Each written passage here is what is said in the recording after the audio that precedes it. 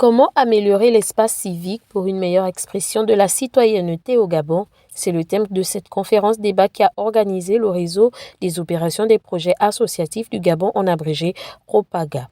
Le samedi 8 octobre dernier au siège du dit réseau dans le quartier Louis. L'animateur de cet atelier revient sur les points abordés au cours de cette table ronde. Pour que l'action de la société civile soit efficace, il lui revient à elle de réfléchir et de faire des propositions aux autorités, d'élaborer des stratégies de plaidoyer. Par exemple, pour toutes les propositions qui ont été émises, elles vont être compilées. Ensuite, il faudra mettre en place une stratégie de plaidoyer pour aller discuter avec les autorités, avec toutes les parties prenantes. Il y a donc la question de l'engagement réel, l'engagement civique réel, honnête des acteurs de la société civile, parce que plusieurs intervenants ont fait remarquer que la société civile était aussi gangrénée par un certain nombre de comportements, qu'il faut faire évoluer les comportements, il faut changer de paradigme, améliorer la relation, qui doit être une relation de partenariat entre les acteurs de la société civile, les organisations de la société civile et l'État, et bien entendu amener l'État à prendre aussi en compte dans l'élaboration, dans la mise en œuvre de politiques publiques, de prendre davantage en compte cette société civile, de l'impliquer. Les acteurs de la société civile ne sont pas des rivaux de l'État, ce sont des partenaires. Le travail que mènent ces organisations-là est complémentaire de celui que fait l'État. Mais il est important que nous-mêmes comprenions d'abord les enjeux,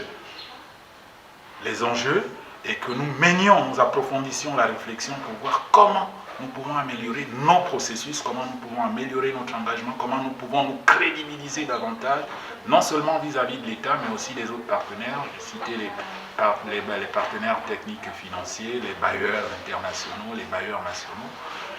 L'objectif, c'était surtout d'avoir un échange, de recueillir un peu la perception qu'ont les gens de comment évolue l'espace civique au Gabon. Des échanges riches avec des interventions pertinentes de la part de la société civile présente dans la salle ont découlé sur deux principaux points: la professionnalisation des associations et le relancement du projet Procréant dans sa phase 2. Oui, nous sommes très satisfaits des échanges parce qu'il en est découlé beaucoup de propositions, vraiment beaucoup de propositions qui aujourd'hui vont permettre l'amélioration justement de l'espace civique, et notamment la question sur la 35/62, qui est la loi fondamentale sur laquelle les associations sont créées au niveau du Gabon. Alors, ces propositions ont touché notre assentiment simplement parce qu'il y a eu au départ un travail qui avait déjà été fait par le ROPAGA, et aujourd'hui nous sommes satisfaits parce que toutes les parties en présence dans cette salle ont convergé vers les propositions qui avaient déjà été faites. Des débats nourrissants et satisfaisants comme le témoignent les participants. Les débats ont été très enrichissants de mon point de vue. Les débats étaient intéressants. Maintenant, il faut simplement souhaiter que les animateurs de cet espace, qui est un espace assez vieux, parce qu'il a été créé en 2005-2006, la maison des acteurs non étatiques du Gabon, Progréan, le projet Progréan.